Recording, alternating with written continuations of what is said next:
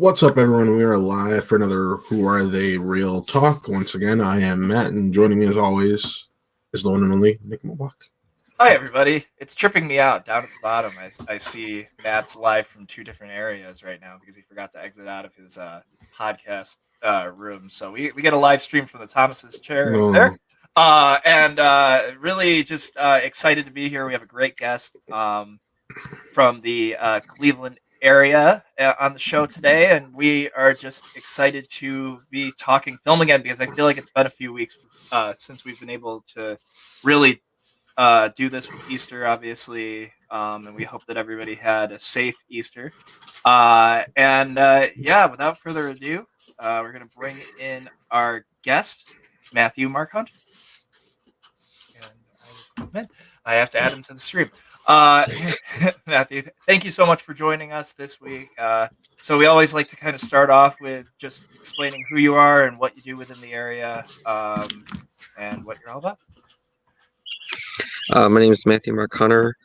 I'm the creator of MMH Productions and MMH Junior. I create indie-style horror films with a B-rated style, 80s feel. And I also have two YouTube kids shows for younger ages. And I've created over 130 films since 2017. And that is what is the most incredible thing to me.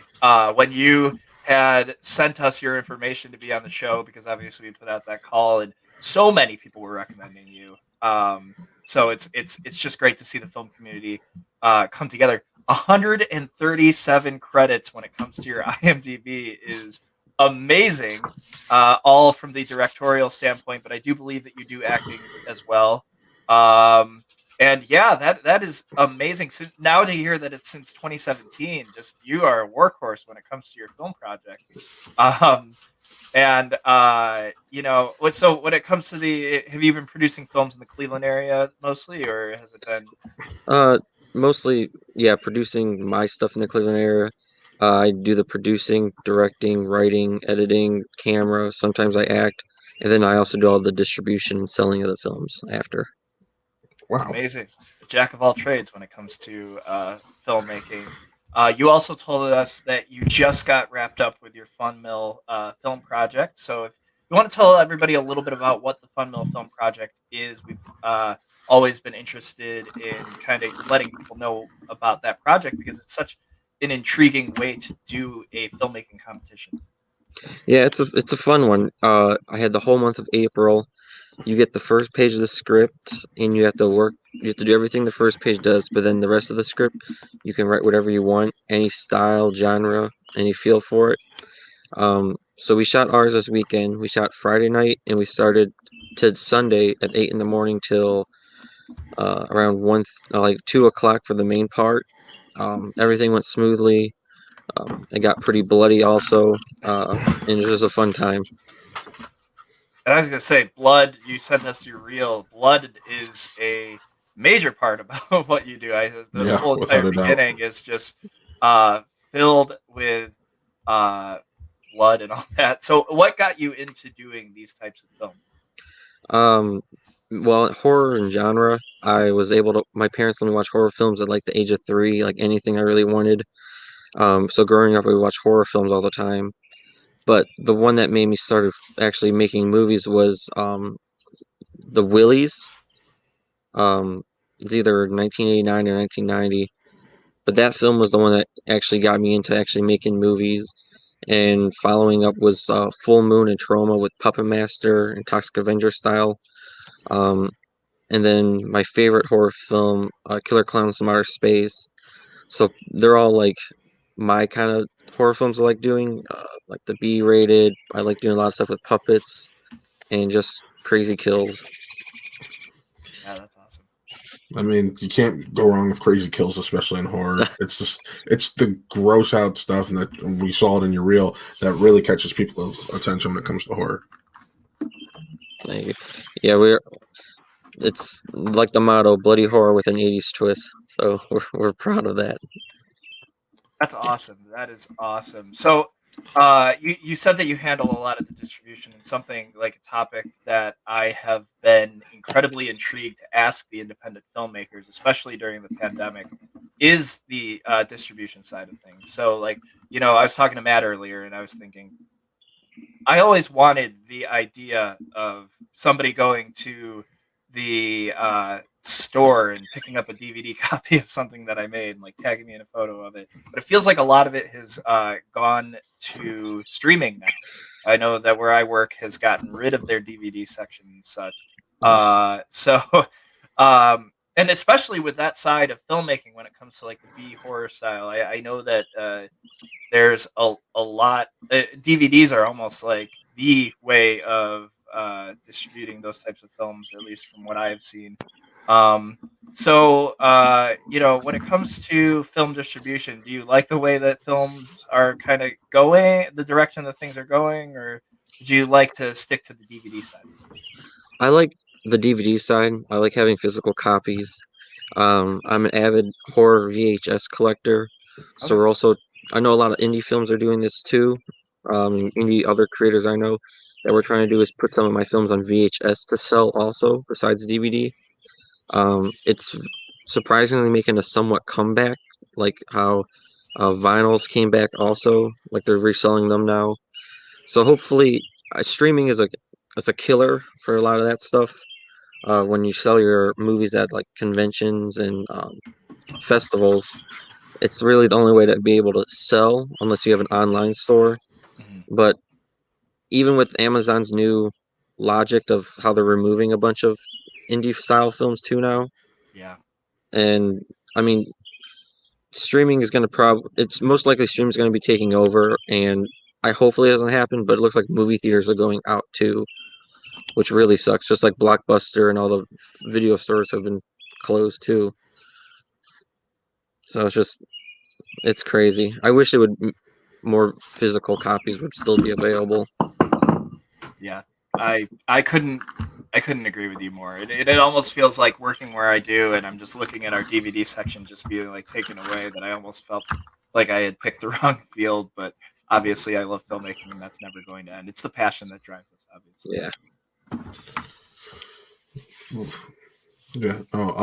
As someone who is an avid collector of physical media, I feel like it's important to whether it's video games or albums or movies, you need to support the physical media because one day it's going to be vintage and come back in style, and you're going to wish you actually owned the stuff. Because let's be honest, sure, you own a movie on streaming, but we've seen over the past few years that when you own it, it can be taken away as soon as it's no longer a part of that service's library.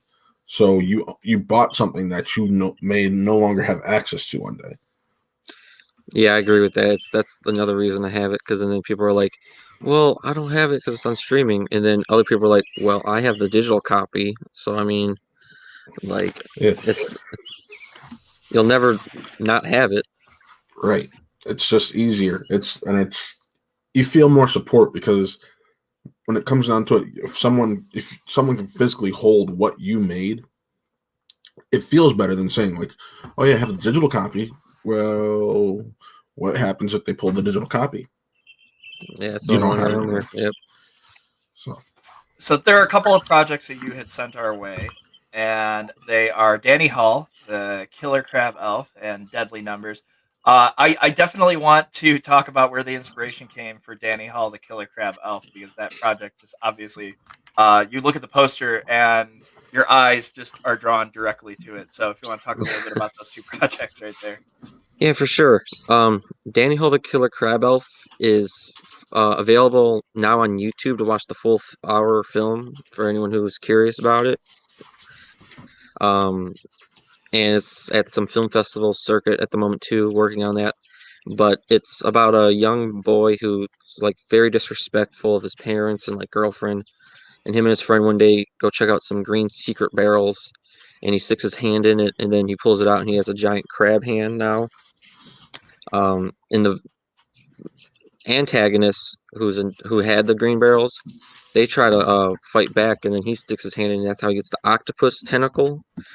And then the rest of the film's just like Kill After Kill. That was the whole project. It was mostly inspired by Toxic Avenger, a lot of the same themes and trauma style. Um, so I mean, there's even a scene where he's just walking down different streets, and you can tell it's different times because my facial hair changed. I'm wearing different clothes randomly in different parts. But it was a way where I put on Facebook, anyone in the area who wants to be in a horror film, let me know, and I'll write you a part in the script, and we'll kill you off. So that's how we had Right. so many kills in the film because people Mhm. contacted me. I wrote them a scene, and then we just shot them dying different ways. I know the most craziest was my favorite was we shoved one of those long plastic candy canes. We shoved it up his butt, and it came out of his mouth, and the blood started shooting out from his mouth. And then another one I like is one of the women in the film, Kayla Rocco. She's making crab legs, and I don't know what she's making yet.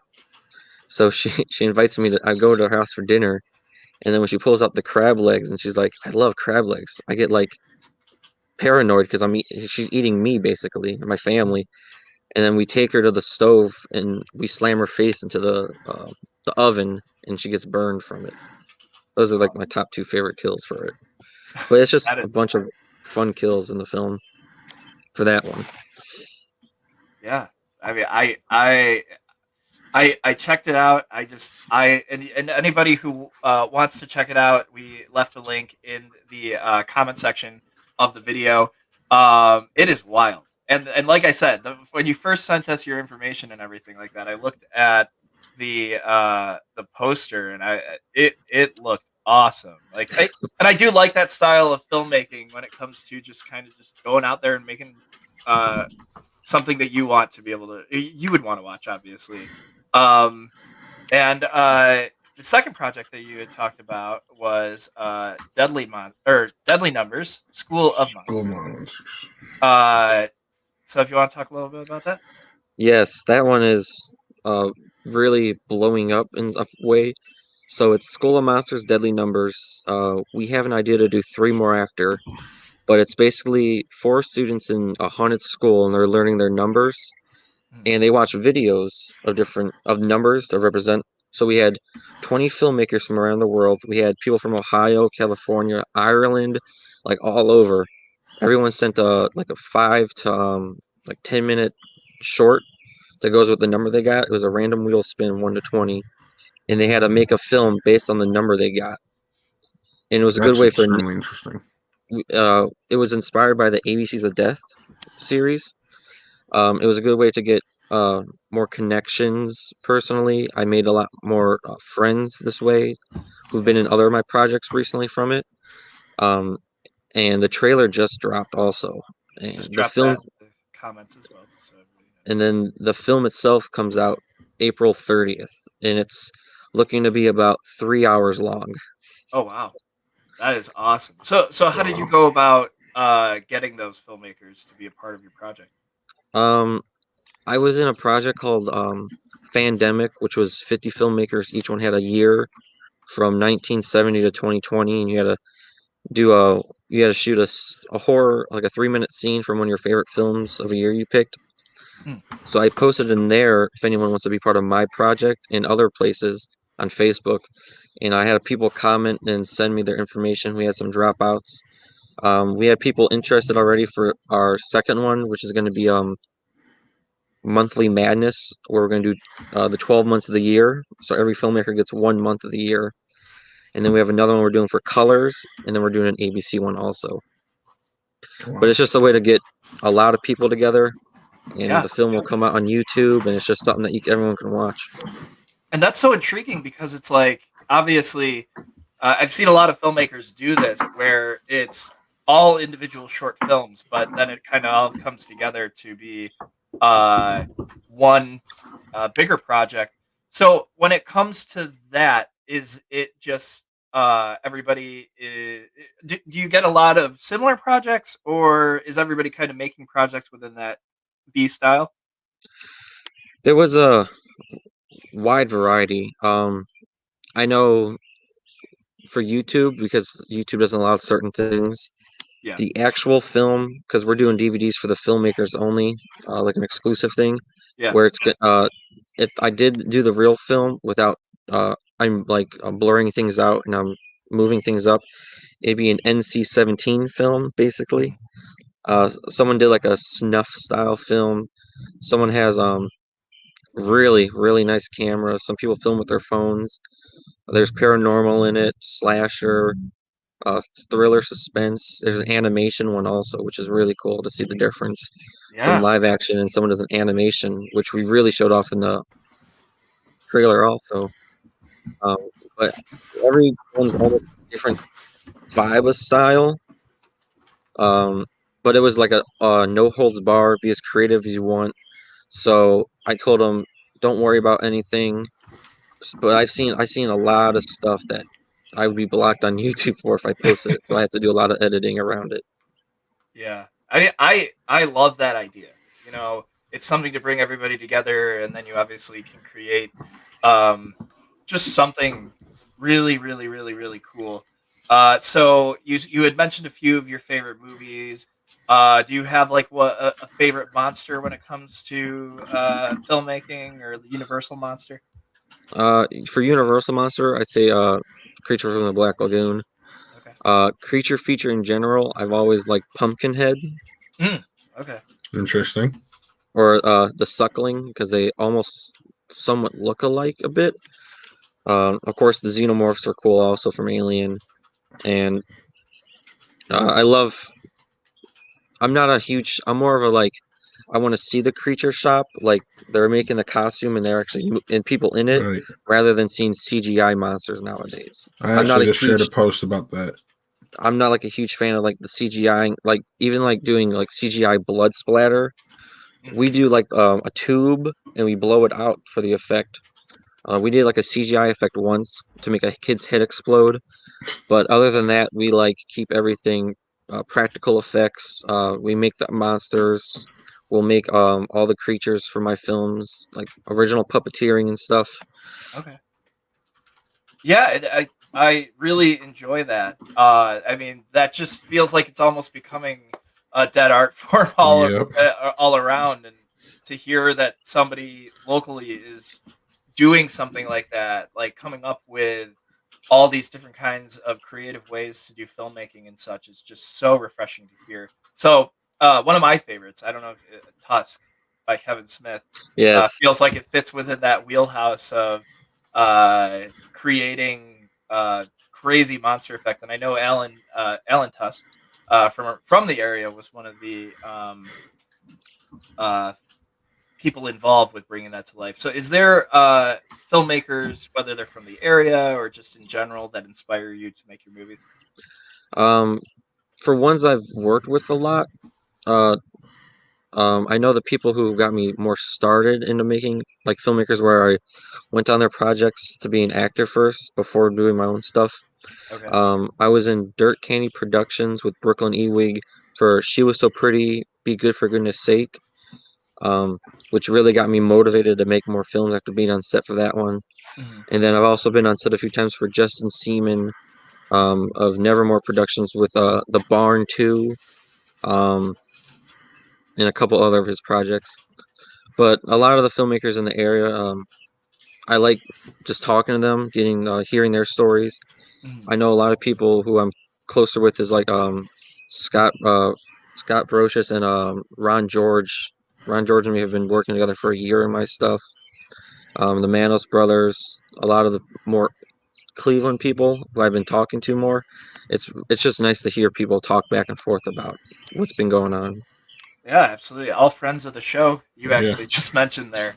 Um, and Ron is somebody that we're going to be trying to get onto the show soon. And I could only imagine what you two have done together when it comes to your filmmaking Right. with all the blood sport and such. So talking about the film festival side of things, because you said you do a lot of your own distribution. So what has your experience been with film festivals and stuff?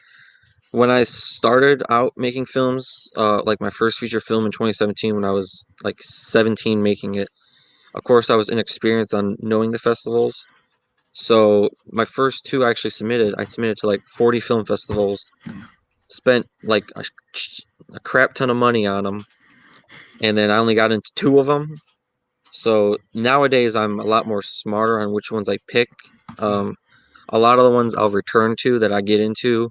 Yeah. I slowly go to different ones, check them out. But the biggest thing for me is the pricing. Like if it's at the late deadline and it's like $50 or more to enter your film, I'm not gonna do it because it's just Yes. I'm not gonna spend $50 to submit my film into this festival and then it not get in or not with how many other people are doing it. And the price range is just it's it's not gonna work for me because there's so many other festivals that are good also that aren't that price range. But I've seen some on like Film Freeway for like $80 to submit the late deadline, and it's like, Yeah. yeah, no, thank you. I'm not doing that. I completely understand. Uh, I completely understand your pain when it comes to that first round when you're like just young and proud of everything that you're doing, and you're like, I'm just going to submit to as much as I possibly can because I have an old account on Film Freeway that is literally like 3 selections and then like 80 something not selected Yeah. films, and then we switch over to Troubadour Films. And I agree, being a little bit more particular when it comes to your film festivals, but I always end up getting that like gleaming bit of hope that obviously something's going to work in my favor when it comes to the film festivals, and it never does. I do enjoy the process though when it comes to just kind of a lot of people say submitting to a lot of film festivals isn't that important, but I just kind of like to get as many eyes when it comes to seeing the project as we possibly can. I like the eyes, and another thing that's cool about the film festivals mostly is I like putting the laurels on my poster Hmm. just Yeah. to show it. That's one of the main reasons why I do some of the festivals that I get in, because it's like, well, another laurel for that poster. Uh-huh. So Yeah. And it's like, just the ability to be able to kind of showcase what you're doing and showing that, not that it's never for nothing, but just kind of getting to be able to get your film out to somewhere and screened and distributed just is one of the best feelings in the yeah, industry. and especially when you're selling them and people see like your laurels on them, they'll be like, oh, that one must be a pretty good movie. I'll buy that one instead of the one that has none of them on it. Exactly. Yeah, absolutely.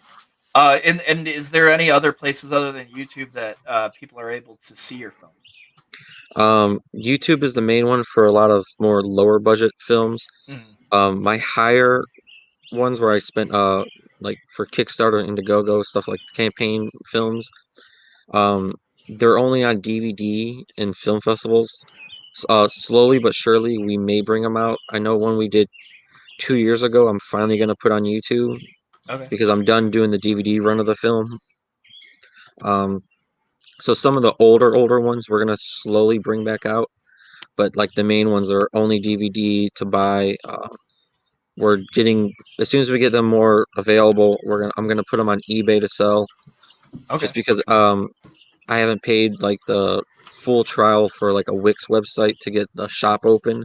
Mhm. So I just say, hey, PayPal me this much money for the film, send me your address, which film, and I'll send it to you, basically, is what I've done before. Mhm. Because I usually do short films are $5 and my feature films I charge $10 for them. So Okay. I like Yeah. being a more cheaper scale for some of the films because I know how much it is actually to make the DVDs, which isn't like groundbreaking scales. So I try to keep it in a good range where I make a little bit money back, where I can still sell a lot more for a cheaper price. I think that Makes perfect that's sense. yeah, no, I think that's honestly is a smart way of doing it because you obviously just want to get more eyes on the product. I'd rather have, 100 people see it rather than Oh 10 yeah, for a certain definitely. price. Yep. A lot of the times it's like someone will buy something and then I'll be like, well, here's this one you can have too, and Mhm. I'll sign anything you want. But yeah, I'll go to like the other conventions, and I'm selling my movies for like $5 for short $10, and I see like other people selling it for like $20 to $30. I mean, they might have had a higher like scale of budget, and they need more how they get their DVDs. But I think I'm only gonna do like one film for the $20 range, but it's because we're gonna have it like an hour and a half long, so it's gonna be like a longer scale one. Because how I do it is any film that's 40 minutes and under is considered a short film for me. Mhm. 40 minutes is up is the $10 range for me. Okay. And you mentioned conventions. I know that there are a lot of filmmaking and horror conventions around this area. Do you represent at those a lot? I've been to the the haunted garage sale and flea market. I've sold some at the black market. I haven't had like a table set up, but I have movies in my backpack, and I post a thing on Facebook saying I'm going to Horror Hound Weekend. Find me, and I have movies in my backpack to sell. Yeah. Um, so that's how I usually do it because I also don't want to. I don't have the funds yet to buy a expensive booth at the table. Right. Yeah. So I'll bring like 2 copies of every movie, and if I have one on me and you want it, I'll just give it to you to sell. Absolutely, absolutely. And obviously, we're living in the pandemic right now, and we always like to kind of just see, especially with you, since you have put out so many projects and stuff like that. How has the pandemic impacted your filmmaking, and what type of have you done a lot of projects during this time, or just has it been more preparation and stuff? When starting in March, when the pandemic first started, until I'd say December, I maybe busted out around 20 to 30 films during the pandemic. Oh wow. Nice. Um, and before I get more into detail about how many people we had in set and like all that stuff, um, a thing I always say is, hey, of all these films and all the people we had on our set, not one single person has gotten COVID from my film sets. That's the Good. first thing I say to everyone before I say anything about it. But it started off, we had like the zombie shoot. We had like 30 people signed up for it. And I said a thing out there like, hey, let's push this back a month just because it first started. Yeah. But I didn't want to keep pushing it back more and more because it's never going to get made. So we did it on July 3rd. I know half the people said they're not coming, which I said that's fine. But we had about 15 to 20 people in a backyard filming this zombie scene. And zombie scene, I mean, like, they're zombies, so masks are off. They're like, some people are getting eaten alive. There's fight scenes during it.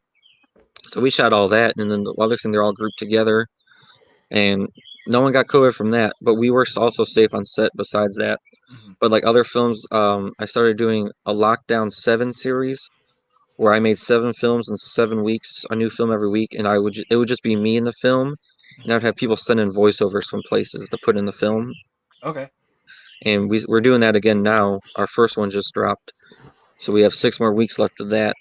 And then other films were like I had probably like 5 to 10 people max on my films during pandemic times, just to keep it smaller set too, because I prefer smaller sets than bigger sets. Yeah. So I mean, it was a workaround, but we did manage to. I didn't want to slow down either. I did get a lot of hate and backlash for doing it, but again, no one got sick from COVID on my sets, which is the biggest relief. But safety always comes first. But yeah, I mean, we were just. I was.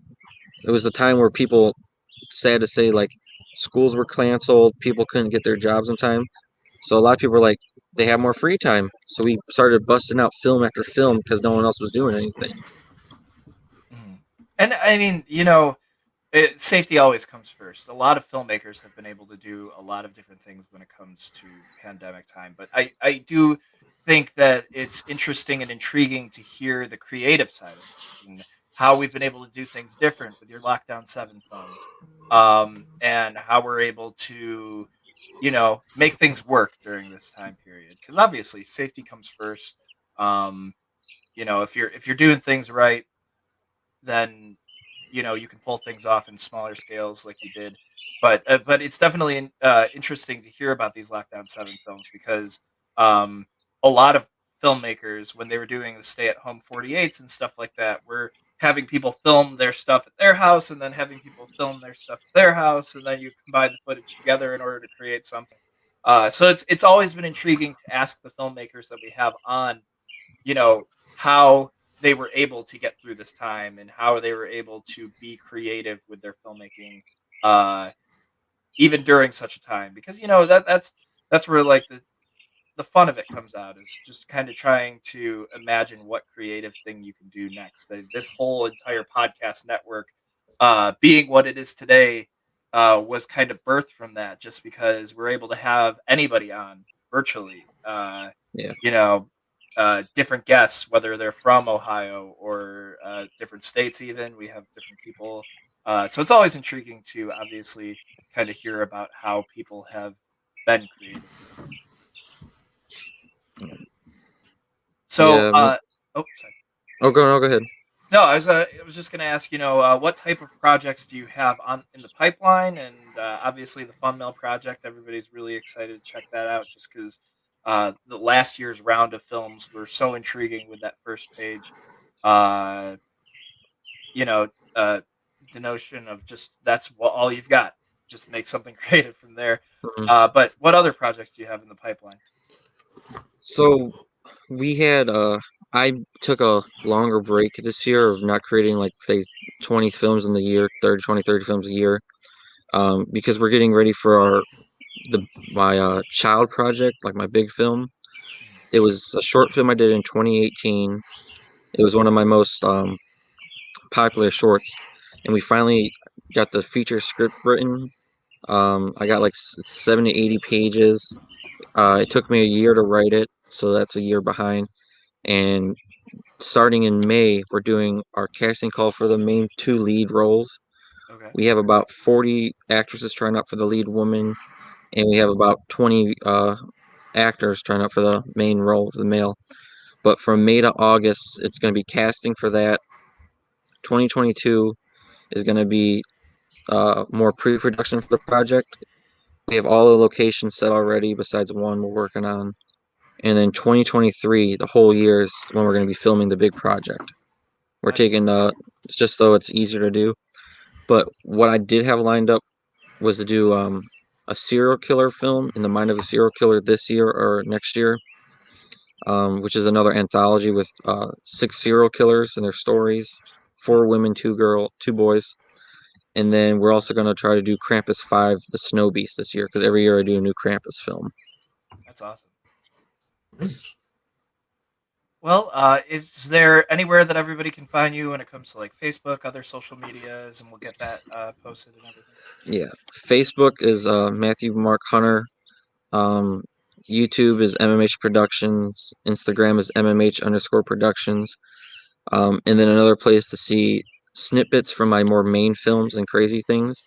I started putting 1 minute clips on TikTok for MMH Productions. Nice. So if you want to see even though 2 got banned already and 4 are hidden right now for the content I produce on it, but a lot of the behind the scenes is on TikTok, and I'm trying to do like 1 minute clips from each film, like the main ones that aren't on YouTube. As long as they don't keep taken down. But yeah, those are the main sites to find my stuff at the moment. Well, that's awesome. Mhm. We always end up doing a news segment at the end of the show. You're more than welcome to Uh, stay around if you. Oh, I don't think we're gonna do that today. There's some stuff I got to deal with. So no, that's all good. Well, that said, that would be our show. yeah, And, short episode today. Matthew, thank you so much for joining us for the show. We really appreciate it. It's awesome to be able to hear from you and hear about all the films that you do. I mean, everybody, check out the IMDb. I'm not kidding when I say there are so many different projects, and that is just so cool to me. And the YouTube channel, MMH Productions, there is a lot of really awesome things there. I definitely recommend it. But yeah, thank you so much for being on the show. Thank you for having me. It was a great time to do more interviews. Absolutely, absolutely. You have a Well, good one, everybody, sir. thank you so much for checking us out tonight. We really appreciate it. For Matt, I'm Nick. And this was another Who Are They Real Entertainment production. Peace.